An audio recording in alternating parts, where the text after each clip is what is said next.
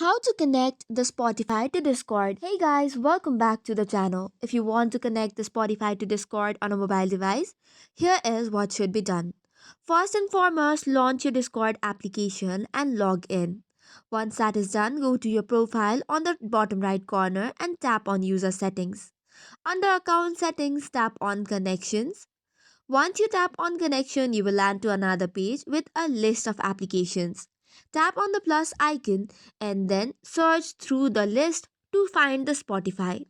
After that, tap on it and it will take you to another page. This is a login page to Spotify. A browser window will open asking you to log into Spotify, enter your credentials, and then give permissions by tapping on agree. Now that this is done, it will take a while for connections.